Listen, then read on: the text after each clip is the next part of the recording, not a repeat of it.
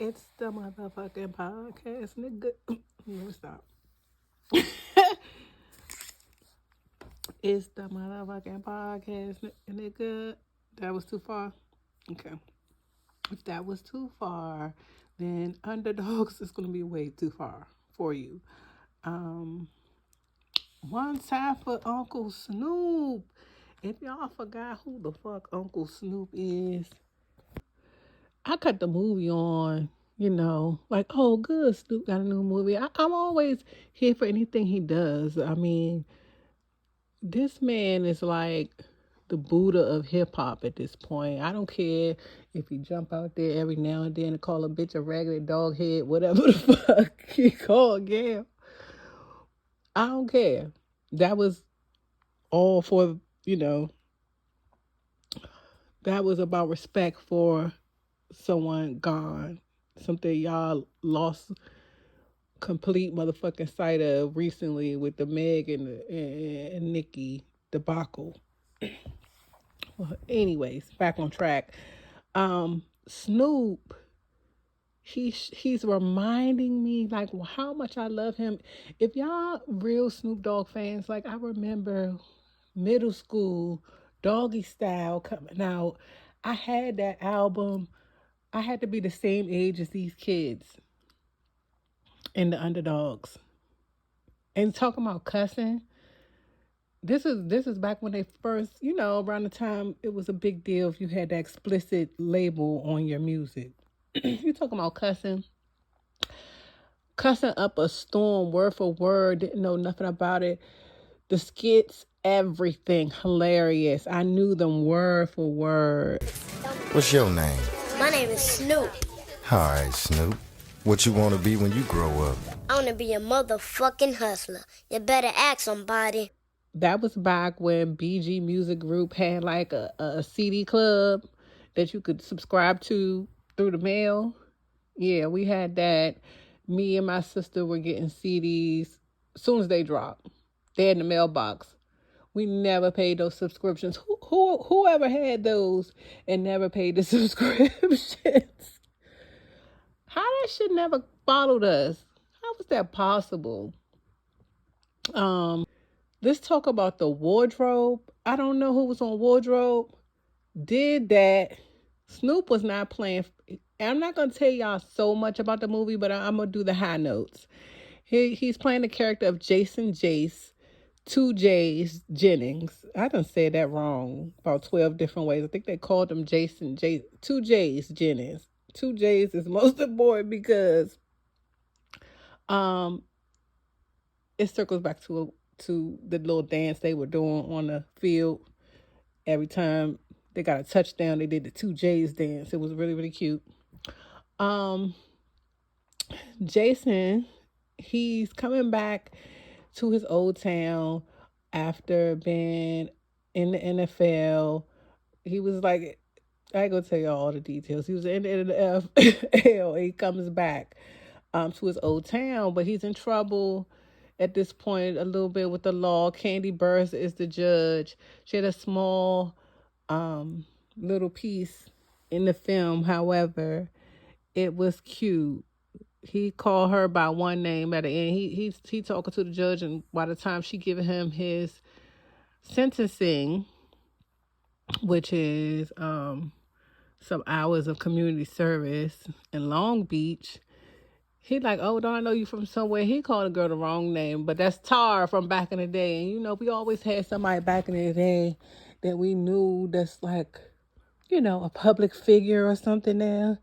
And here you come in their place of business acting a fool. And so she had to sit him down, give him his community service hours. Then they introduced you to Mike Epps.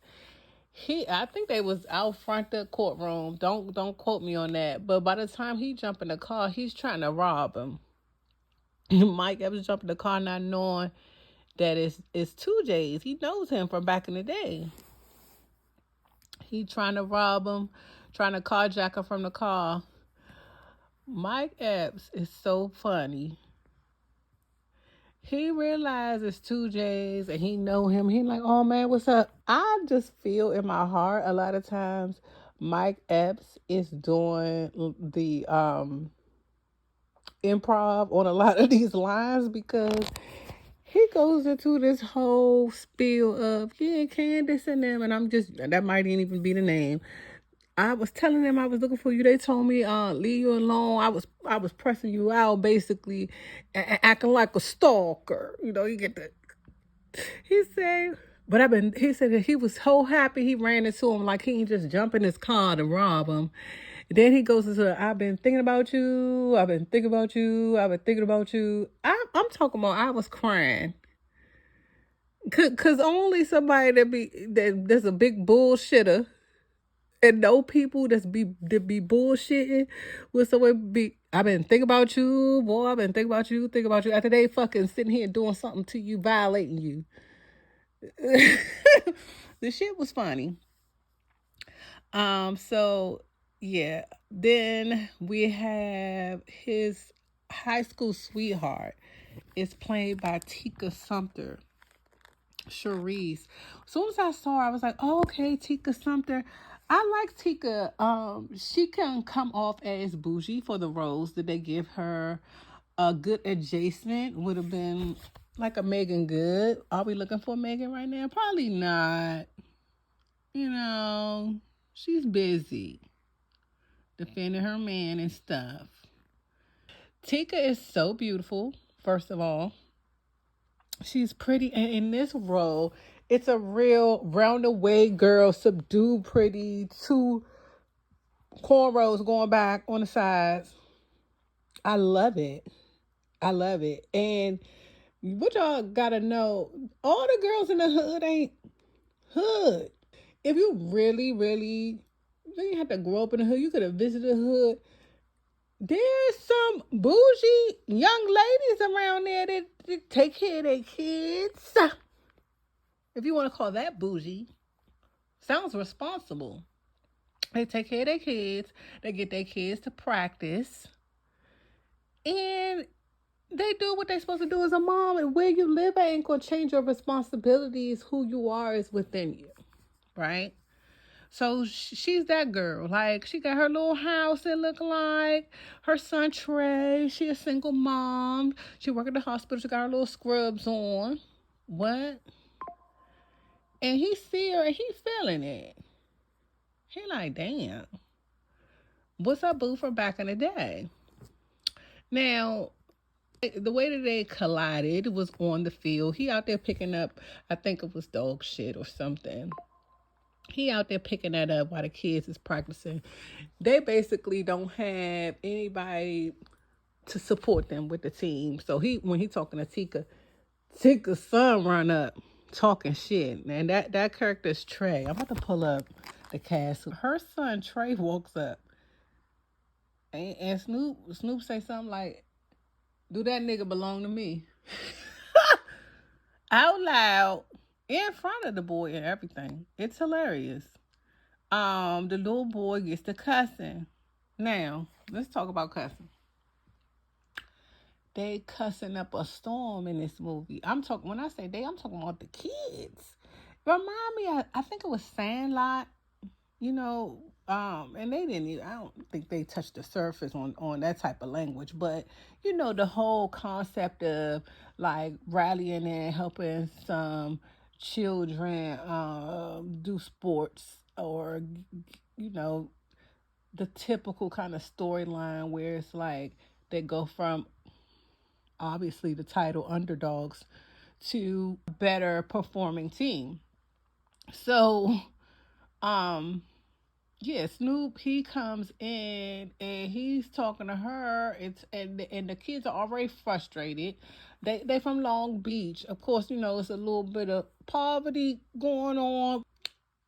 It's a little bit of everything going on, because then we got parents that are involved in their children's lives, because poverty or not, that's the thing about the motherfucking podcast, right?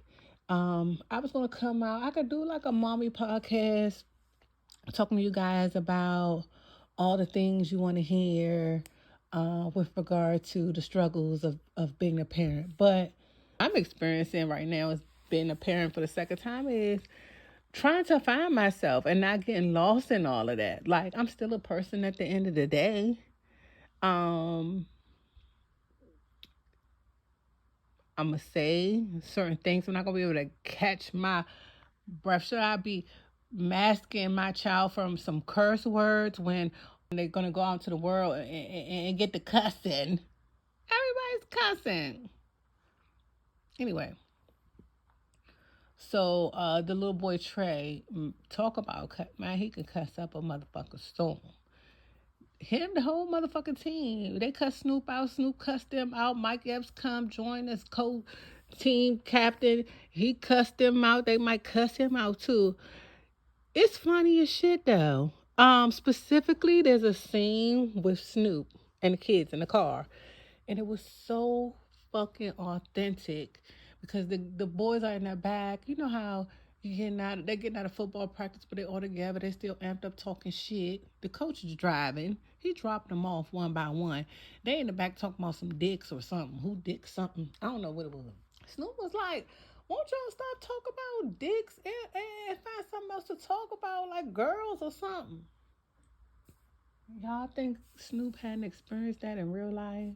Having to tell them little motherfuckers worry about the right shit? It was just mad authentic, and it was enlightening to see Snoop in that element, knowing that from the media we already seeing like this is his real life, like this is what he does, and it's a big fucking deal, and it's a big deal to them kids. George Lopez was saying that he was funny low key, on the low key. You know what I'm saying? Like, um, he mentioned something about Snoop having that little halo braid, and Snoop. So of course he had the money, he had the gold Benz truck, the hair. He had that thing done. Looked like Napstar did his damn hair. I wonder if my girl go out there on set from Napstar. Reminded me her style, the blonde. But then they probably added that like a piece or something. Not sure, but loved it. I loved it all. George Lopez at the end. They had even a song. I gotta pull it up, y'all, to remember the song. This is the song they all came out to for like the championship game against. So their rivals. Um, that team's coach was his man. He got to be a comedian, and it's crazy because I have no idea who the man is. And now it ain't showing me no casting information. Y'all gotta go check it out. The white man was funny as shit. How about Snoop knew him from back in the day too. So when they saw each other in the field and they went to greet each other, he said, Snoop Dogg. I thought they said black don't crack. I sure see some fractures. Y'all, I hit the motherfucking floor. He had a couple of little funny lines throughout the movie, with the referee and that whole ordeal. The song at the end, I can't remember it, but them kids came out rapping and cussing. The parents was backing them up, rapping and cussing. Snoop came out with the dogs and Mike Epps. Y'all, check this movie out. People not even talking about it enough. Y'all getting confused with all the other shit going on. This is a really good movie. Um, you're just go ahead and watch it with the motherfucking cussing ass kids y'all got.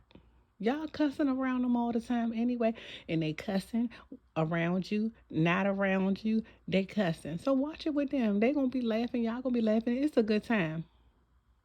Check out the Underdogs with Snoop Dogg. It's on Amazon Prime. Oh, one other thing. Snoop saw himself in Trey, right? He even called him the superstar because Trey allowed Snoop to see how selfish he had been behaving in the NFL as a team member. From even the time Tika had mentioned, like, ever since that championship game when he had to win it, he made the winning touchdown. He been fucked up. So And it was a real full circle for Snoop to see Lil Trey, Lil Superstar Trey, acting an ass just like him. This happens so much in life, right? If you live long enough, this will continue to happen, I believe. I know I experience it every day, and some of the decisions I make, some of the things I say, a lot of it looking just like you're going to come to some revelations. And if you're wise enough, your opinion will change on some things. I don't believe in being stagnant, but I don't believe in adjusting your morals to follow someone else's idea of what life is all about and your priorities. You have to be true to yourself.